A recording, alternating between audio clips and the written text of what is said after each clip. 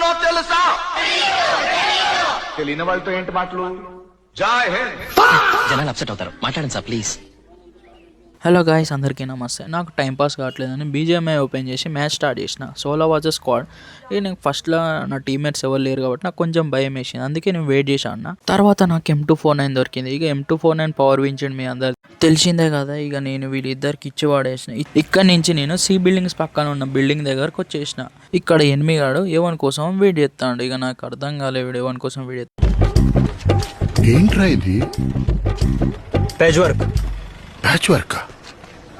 ఇక వీని ఫినిష్ చేసేసుకున్నా. నాకెందుకు ఇంకొక ఎనిమిది ఆడు బతికే ఉన్నాడు అనిపించింది. ఇక బటర్ఫ్లై వేసుకొని ఇంటి మీదకి ఎక్కేసి వాడిని ఫినిష్ చేసేసుకున్నా. మీకు ఈ వీడియో ఎట్లా అనిపించిందో కామెంట్ చేయండి గాయ్స్, షేర్ చేయండి, సబ్స్క్రైబ్ చేయండి. నెక్స్ట్ వీడియోలో కలుద్దాం, బాయ్. అరెవరో తెలుసా?